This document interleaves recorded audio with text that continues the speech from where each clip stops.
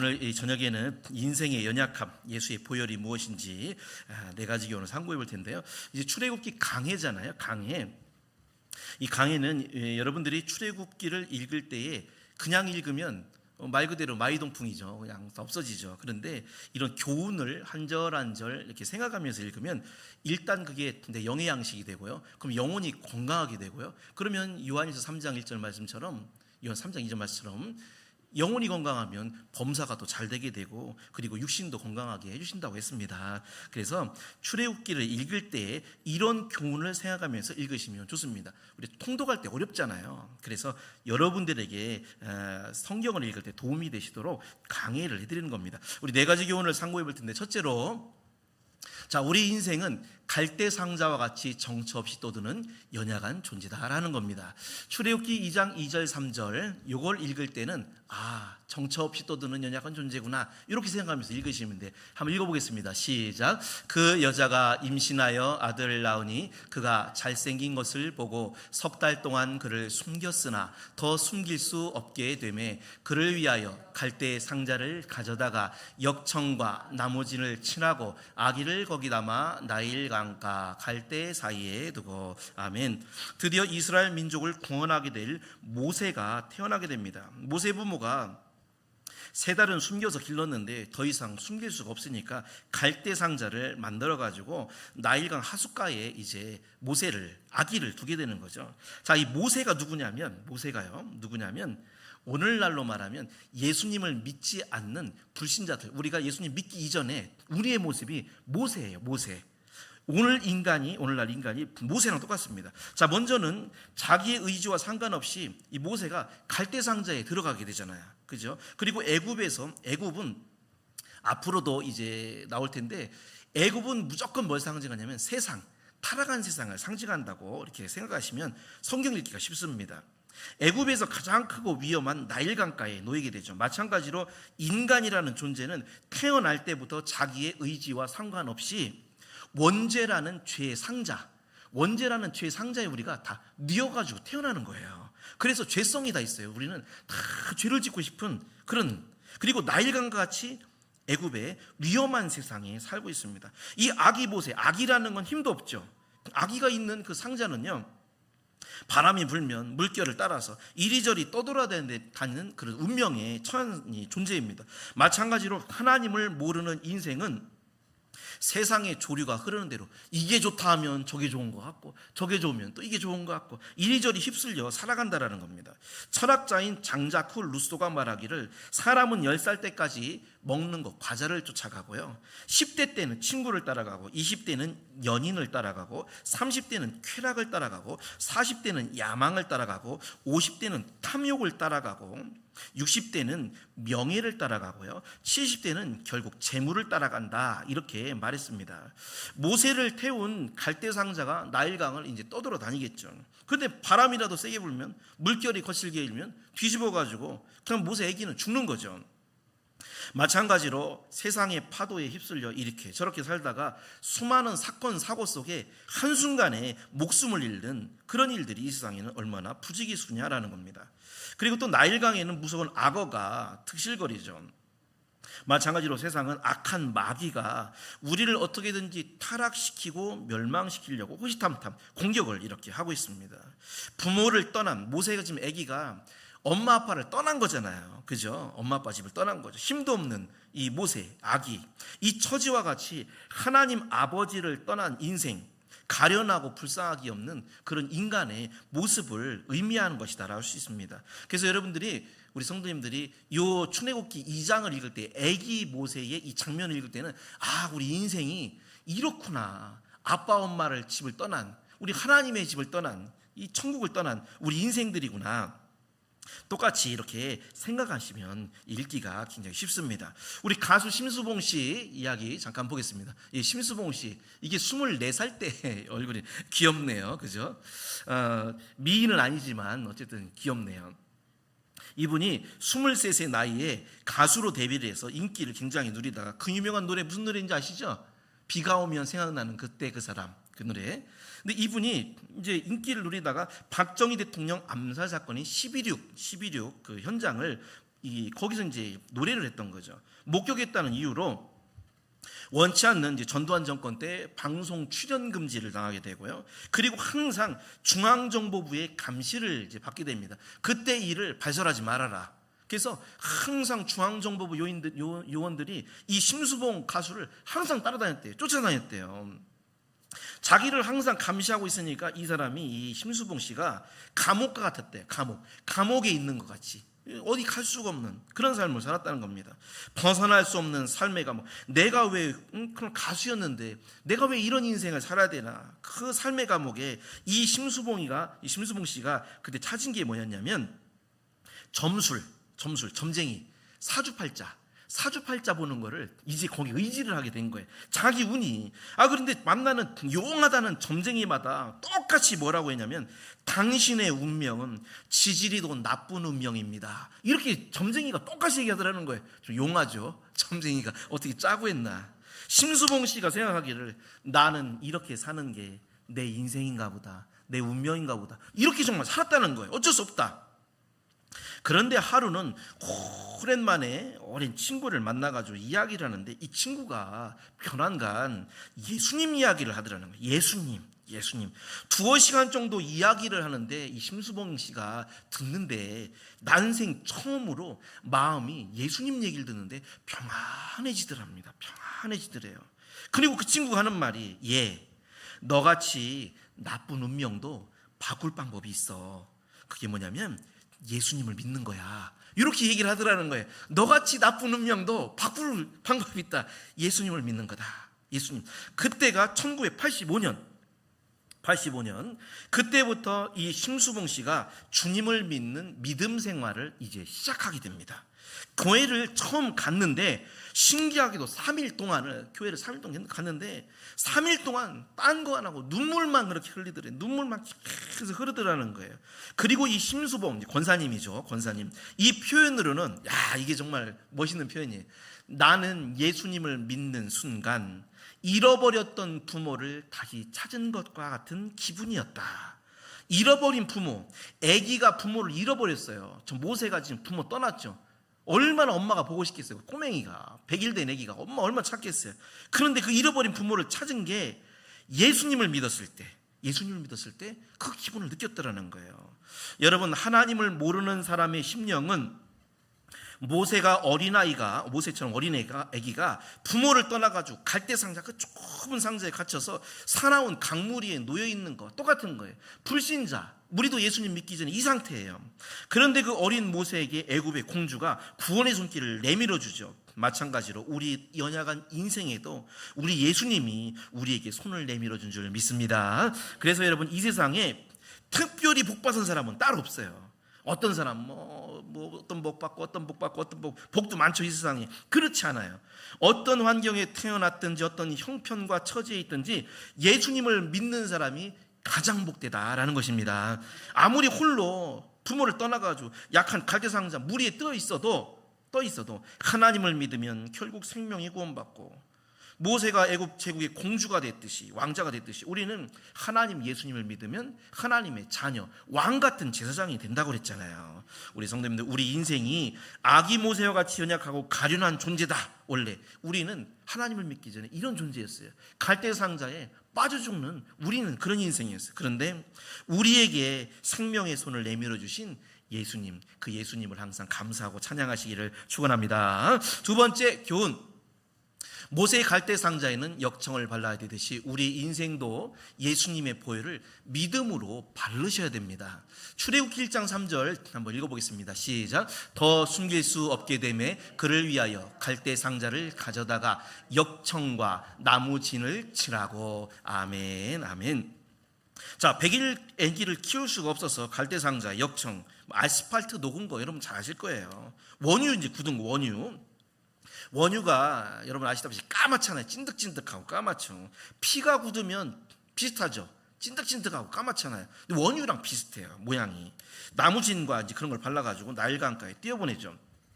자, 그런데 왜 역청이냐? 역청은 이제 방수 역할을 하는데 왜 역청이냐? 역청에는 놀라운 뜻이 들어 있습니다. 역청의 히브리어는 코페르죠. 코페르, 속죄라는 뜻입니다. 역청의 히브리어. 역청을 코페르라고 불러요. 속죄. 그래서 이 원유가 이렇게 막 굳어 있는 걸 보면 속죄, 이거 속죄네 이렇게 불렀다는 거예요. 코페르는 그리스어로 요거를 이제 번역을 해가지고 그리스어로 했잖아요. 요 그리스어로는 아스팔트가 여기서 나온 겁니다. 이스라엘 사람들은 항상 속죄할 때 짐승의 피를 제단에 뿌리죠. 그래서 이 역청이라는 건 속죄, 피를 통해서 죄를 용서받는 것을 의미합니다. 갈대상자는 아시다시피 틈이 많기 때문에 갈대상자 뭐 금방 놓으면은 물 들어가지고 다 빠지게 되잖아요. 어린 아기 모세를 살리려면 애굽의 나일 강물이 그 안으로 들어오면 안 돼요. 그래서 역청을 꼭 발라야 됩니다. 역청.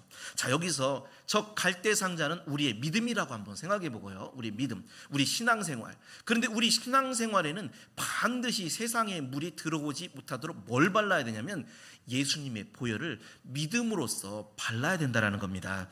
이걸 어떻게 바르냐? 믿음으로. 믿는 거죠. 믿는 거. 우리 다 같이 계시록 12장 15절의 말씀 한번 읽어보겠습니다. 여기 보면 마귀가, 뱀이 이 세상에 어떻게 물을 통하는지 한번 읽어보겠습니다. 시작. 여자의 뒤에서 뱀이 그 입으로 물을 강같이 토하여 여자를 물에 떠내려 가게 하려 하되. 아멘. 역청으로 갈대상자를 막은 것처럼 세상에 얼마나 거침없이 들어오는 세상의 타락의 물, 죄의 물이 정말로 우리의 신앙 이 틈으로 들어오려고 한다는 거죠. 그럴 때 우리가 믿어야 되는 건 십자가에 흘리신 보혈, 나를 위해 죽으신 예수님의 보혈을 확실히 믿는 거예요. 확실히. 이 내용이 노아의 방주 때도 나오는데 이것도 한번 읽어보겠습니다. 창세기 6장 14절 시작. 너는 잣나무로 너를 위하여 방주를 짓되 그 안에 간들을 막고 역청으로 그 안팎을 칠하라. 아멘. 모세를 살렸던 물에 떠서 가라앉지 않게 했던 뭐죠? 역청, 그 갈대상자가 나중에는 뭐를 의미하냐면 그 전에 뭐를 의미하냐면 방주예요. 이 방주를 의미하는 거예요. 노아의 방주 때도 그 가족을 구원해 준 게 속죄를 뜻하는 역청입니다. 역청을 바르는 거예요. 애굽의 나일강 물은 마귀가 토해내놓은 세상의 죄의 물을 상징합니다. 근데 연약한 우리 인생이 죄의 물이 우리 인생 속에 막 들어오잖아요. 그러면 빠져 죽는 거죠. 그래서 죄 짓는 거를 우리나라 말로는 뭐라고 하냐면 이 죄를 계속해서 반복해서 짓는다라는 걸 뭐라고 표현하냐면 저 사람 죄에 빠졌다 그래요. 빠져있다. 물에 빠진 것처럼 죄에 빠졌다는 거예요. 그러나 연약한 갈대 상자도 역청만 제대로 바르면 물이 들어오지 못하듯이 죄악된 세상의 물, 죄악의 물이 침투하려고 할 때 내가, 우리 자신이 십자가의 보혈을 역청처럼 확실하게만 믿으면 세상의 죄를 우리가 용서받고요, 생명을 구원받게 됨을 믿으시기 바랍니다. 기독교 인류학자인 골리아라는 박사의 책에 보면 이 사람이 이제 연구를 했어요. 세계 인구의 95%가 피를 통해서 각자의 신에게 제사를 드린답니다. 95%가 피를 통해서 제사를 드린대요. 이 세계 각국에 보면 죄를 지었을 때마다 하는 속죄의식이 다 있는데 이 사람 책에 보면 옛날에 멕시코에서는 유행병이나 재난이 오면 재난이 막 오잖아요. 그러면 잘생긴 청년을 골라가지고 몸에다가 여러 가지 색깔을 칠한대. 빨간색 무슨 색 칠해가지고 그 청년에게 사람들이 내 죄를 가져가시오 이렇게 청년한테 소리를 지른대. 그럼 청년이 이렇게 듣고서 한번 듣고 이렇게 간다는 거예요. 비슷하죠. 예수님이 우리 죄를 가져가셨잖아요. 옛날 그리스 수도 아테네에서는요, 실제로 질병이 만연하면 아주 가난한 사람, 그 집에 이제 가난한 사람, 이제 한 사람을 이제 돈을 많이 줘가지고 사서 가운데 세워놓고 군중들이 그 사람한테 자기의 죄를, 나는 무슨 죄를 지었어 하고서 그 사람을 돌로 이제 쳐가지고 피 흘려 죽게 했다는 그런 일도 있습니다. 고대 이집트에서는 질병이나 재난이 생기면 사람의 심장을 찔러가지고 피를 뿌리는 제사를 지냈고요. 우리나라도 무당이 푸닥거리라고 하죠. 귀신 쫓는 굿을 푸닥거리라고 그래요. 푸닥거리. 이때 돼지의 목을 찔러 피를 내고 그리고 또 열십자를 거가지고 그 가운데 칼을 꽂는 딱 십자가를 해서, 아니 무당이 왜 십자가를 또 거기다 그래? 거기다 팍 꽂는데요. 캄보디아에서는 새를 잡아가지고 피를 나무에 묻히는 그런 풍습도 있다고 합니다. 그러니까 이 학자가 연구를 해보니까 세계 인구의 95%가 피를 통해서 자기의 신께 자기들의 그런 어떤 죄를 용서받는 제사를 드렸다는 겁니다. 여러분, 그러나 각 민족들이 나름대로 돼지 피도 하고 닭 피도 하고 새 피도 하고 했지만 속죄를 상징하는 역청, 이것은 바로 예수님이 흘리신 보혈뿐이다라는 걸 믿으시기를 축원합니다. 네, 우리 성도님도 세 번째 우리 출애굽기 2장 9절을 읽을 때는 요걸 생각하고 읽으시면 됩니다. 한번 읽어보겠습니다. 출애굽기 2장 9절 시작. 바로의 딸이 그에게 이르되 이 아기를 데려다가 나를 위하여 젖을 먹이라. 내가 그 삭을 주리라. 여인이 아기를 데려다가 젖을 먹이더니. 아멘. 저 젖은 바로 말씀을 의미하는 거죠. 어린 모세가 친어머니를 통해 젖을 먹고 자라게 됩니다. 그리고서 왕의 딸의 양자가 되죠. 여러분 생각해 보셨어요? 모세가 만약에 영양실조나 도중에 제대로 못 먹어가지고 못 자랐어요. 인물도 없어졌어요. 그럼 그 바로의 딸이 모세를 양자로 삼았을까요? 여기서 이 어머니, 젖을 먹은 어머니는 누구를 상징하냐면 말씀 사역자를 상징해요. 말씀 전하는 목회자, 전도사, 또는 구역 강사님들, 우리 성도님들, 또 말씀을 가르치시는 분들, 이런 분들이 신령한 말씀의 젖을 먹이는 유모가 되는 겁니다. 여러분들이 지금 저를 통해서 신령한 젖을 먹는 거예요. 지금 젖을 좀 먹고 있는 거죠. 데살로니가전서 2장 7절에 바울이 오직 우리가 너희 가운데 유순한 자가 되어, 유모는 젖을 먹이는 사람 말하는 거죠. 자기 자녀를 기름과 같이 하였다. 데살로니가 교인들에게 성경을 가르쳐 준 것을 바울이 뭐라고 그러냐면 젖먹인 거랑 똑같다, 그렇게 말을 했어요. 자, 이제 유모이자 어머니인 요게벳의 젖을 먹고 모세가 자라니까 제대로 자란 거죠. 그러니까 어떻게 됐습니까? 10절에 보면 아기가 자라매 애굽왕 딸의 양자가 돼서 애굽의 왕자가 됩니다.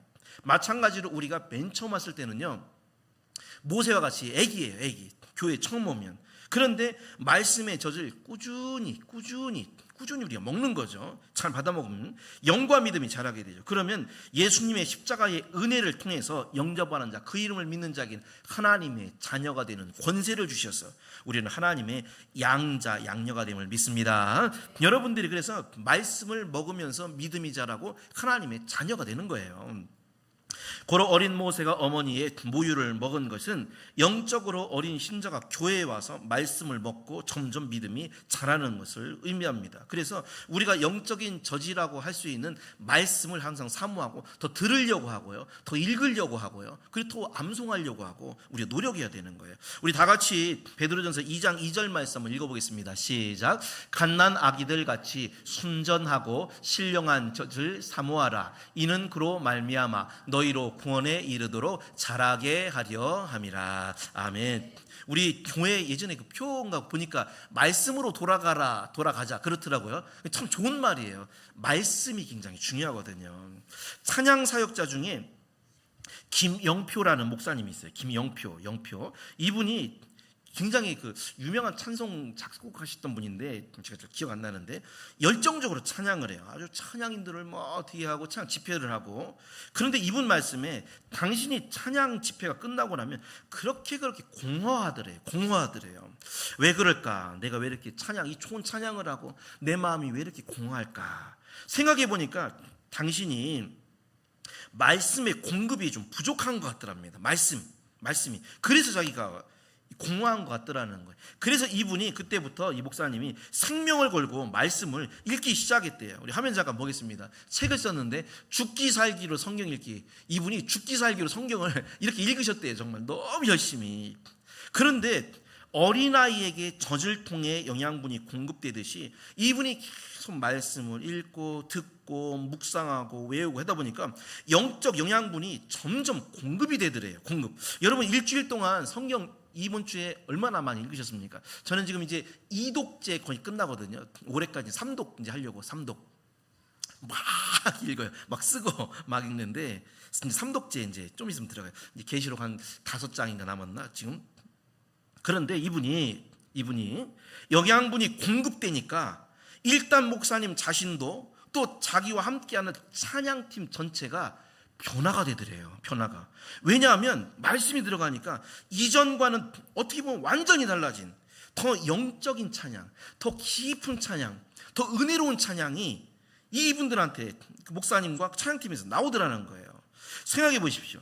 젖을 못 먹은 배고픈 아이에게 너 노래해라 하면은 뭐 억지로 기교는 막 할지 몰라도 진정한 만족에서 나오는, 정말 배부른 만족에서 나오는 그 찬양은 못 나오죠. 그래서 여러분, 교회에 찬양으로 영광 돌리는 우리 성가대들이나 찬양단들은요, 말씀에 정말 바로 서야 되고 말씀을 많이 많이 읽고 들어야 됩니다. 우리 이 찬양팀 다 나오셨네요 오늘. 그러니까 말씀 이렇게 좋은 거예요. 그리고 기도를 해야 내가 깊은 영성이 뛰어나는 노래와 찬양이 나온다라는 거죠. 여러분, 배고픈 아이가 부르는 노래가 있고요, 엄마 젖을 배부르게 먹은 만족하면서 부르는 아이의 노래, 이거는 뭐 당연히 차이가 나겠죠.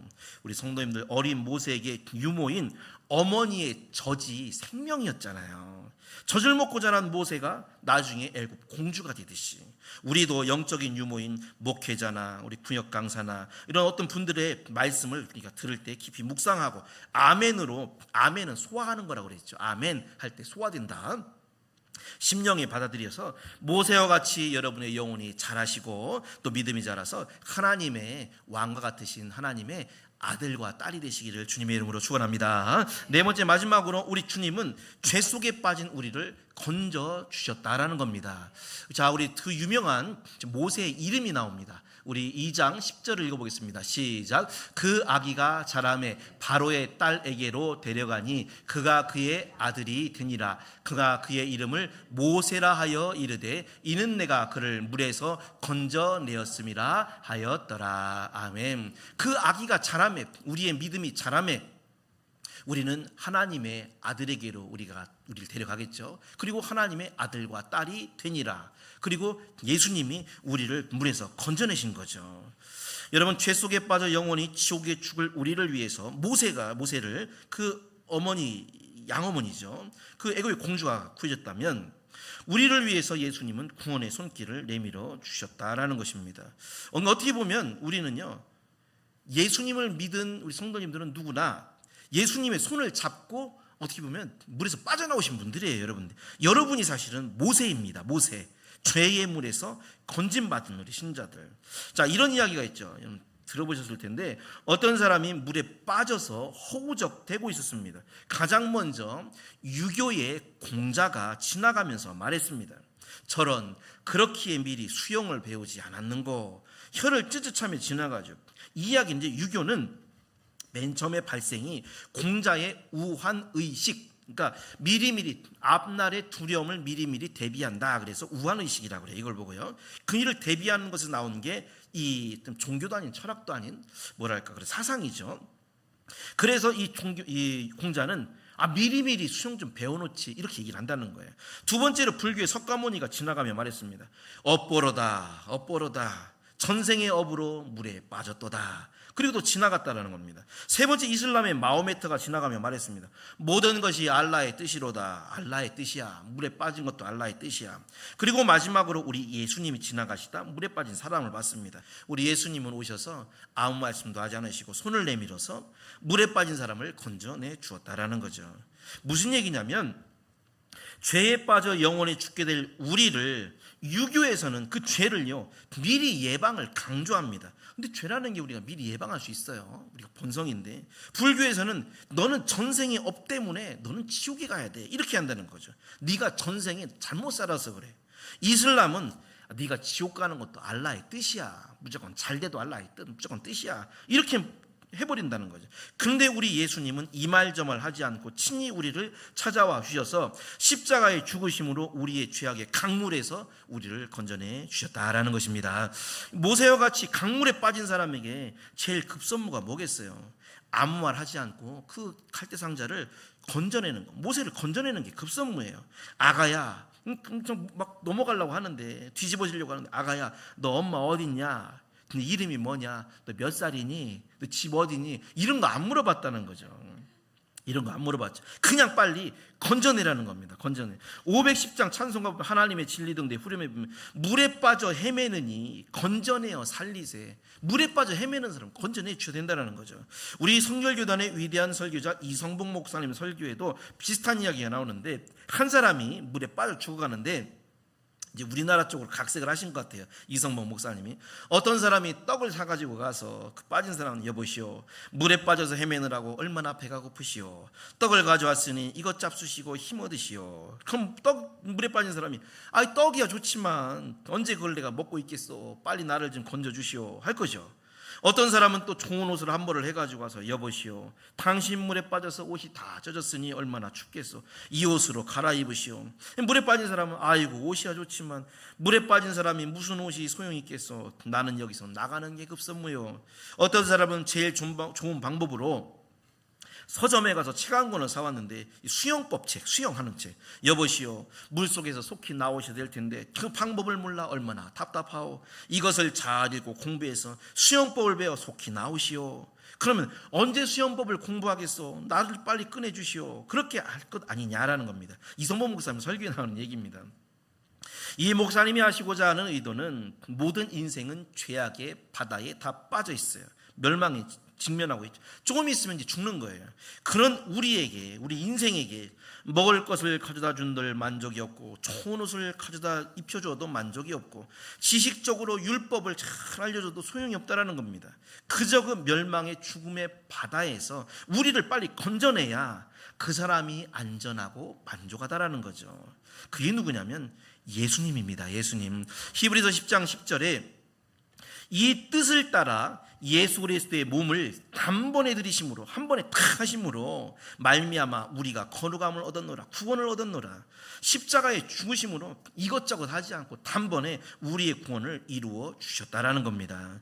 우리 성도님들, 하나님을 떠난 우리 인생은 모세와 같이 반드시 물에 빠져 영영 죽을 운명이었다라는 것을 기억하시고, 그런 인생에 가장 필요한 것, 우리를 포함한 모든 인류에게 필요한 것은 물에서 건져내 주시는 예수님의 구원이다라는 걸 믿으시기를 주님의 이름으로 축원합니다. 결론적으로 나일 갈대 상자의 나일강에 눕히게 된 모세의 이야기, 요 2장 1절에서 10절을 읽을 때는 네 가지의 교훈을 생각하면서 읽어야 내 영혼의 양식이 되고 잊혀지지가 않게 됩니다.